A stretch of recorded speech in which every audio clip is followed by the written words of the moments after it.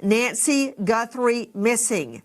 I've never seen anything like it. This morning, Tuesday, February 10th, 2026, I found myself replaying a private conversation that felt unexpectedly profound.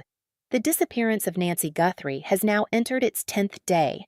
Searches continue across Tucson's Catalina foothills. The missed ransom deadline has only deepened uncertainty, and the silence from her daughter, journalist Savannah Guthrie, has left the public reading between every line of her past statements.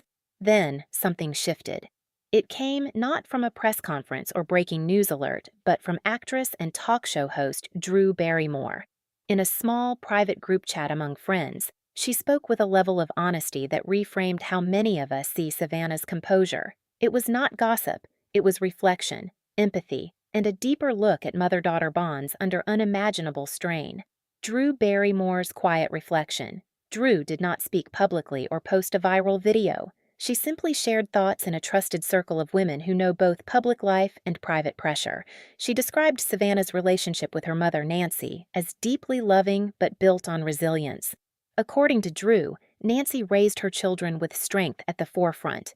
After losing her husband young, she focused on structure, discipline, and emotional steadiness. Love in that household was expressed through preparation and perseverance. Drew spoke gently, not critically. She made it clear that Nancy's intentions were rooted in protection. Yet she suggested that this kind of upbringing can shape a child to equate composure with worthiness. Listening to her, it felt less like a revelation and more like a compassionate attempt to understand how Savannah is navigating this crisis.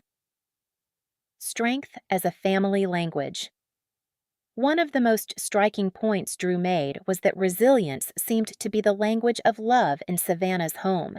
When Savannah faced career nerves or personal challenges, her mother reportedly responded with reminders to prepare, act decisively, and stay strong. Not dismissive, not cold, but firm. Drew reflected that this approach can forge remarkable capability. Savannah's career, after all, has been marked by calm delivery under pressure. On air, she is measured and thoughtful. In moments of national tension, she rarely appears rattled. Drew suggested that this steadiness is not accidental. It was practiced over decades. In the context of Nancy's disappearance, that lifelong training in composure may now be guiding Savannah's public response, even as private emotions remain unseen. Revisiting the public appeals.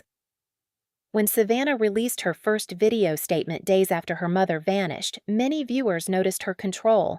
She thanked search teams, described her mother's character, and made a focused appeal.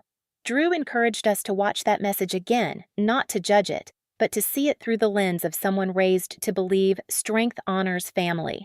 The second statement, acknowledging willingness to meet demands if it meant Nancy's safety, carried the same calm tone. Some interpreted that as distance. Drew saw something else, a daughter trying to handle chaos with dignity because that is how she was taught to face hardship. Composure in this reading is not absence of grief.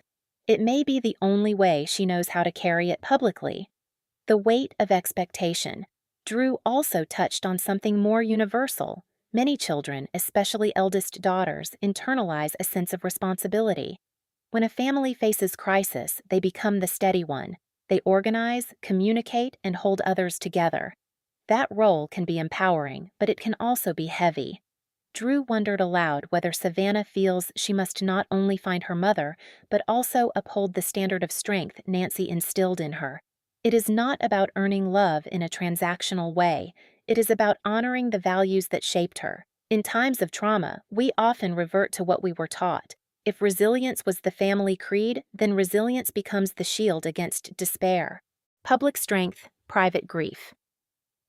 What resonated most in Drew's reflections was her recognition that public composure does not cancel private pain.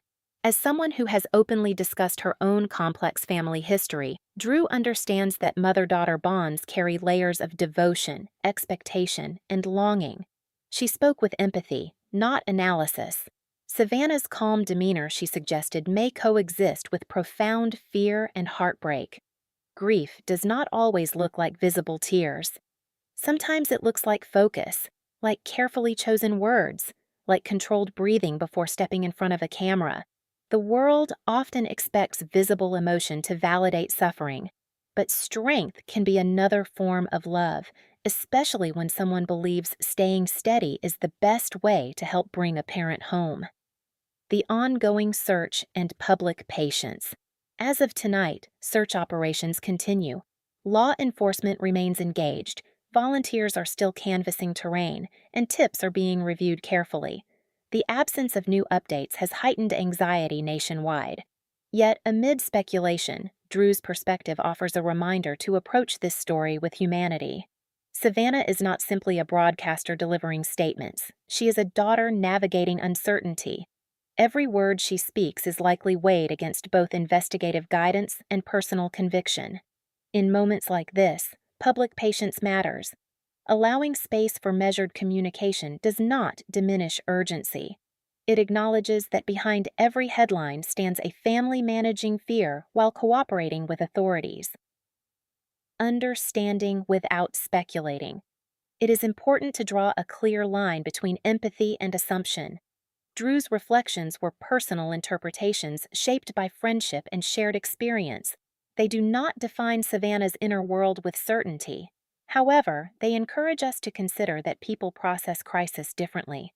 Some weep openly, others become methodical. Neither approach is more authentic than the other. The disappearance of Nancy Guthrie is a serious investigation led by professionals, and the focus remains on her safe return. Conversations about family dynamics should serve only to deepen compassion, not fuel rumor. Drew's intention, as expressed in that private conversation, was to humanize, not sensationalize. If and when reunion comes. Drew ended her reflections on a hopeful note. She expressed belief that if Nancy returns safely, the reunion will carry emotional layers beyond relief. Moments like that can open doors to new conversations within families. They can soften long-held expectations and allow affirmations that were once assumed rather than spoken. Drew said something simple yet powerful. Every child, no matter how accomplished, longs to know they are loved without conditions. That sentiment extends far beyond this case. It resonates with anyone who has ever tried to live up to a parent's high standards. Strength is admirable, but unconditional love is sustaining. Holding space for humanity.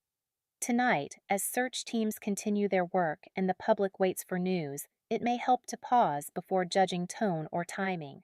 Savannah Guthrie's composure could reflect lifelong lessons about dignity under pressure. Drew Barrymore's thoughtful insight reminds us that even the strongest public figures carry private histories that shape how they respond to crisis. This story is ultimately about an elderly woman who is deeply loved and urgently missed. It is about a family hoping for safe return, and it is about recognizing that resilience and vulnerability can exist side by side. Until definitive updates arrive, perhaps the most meaningful role the public can play is to extend patience, compassion, and hope.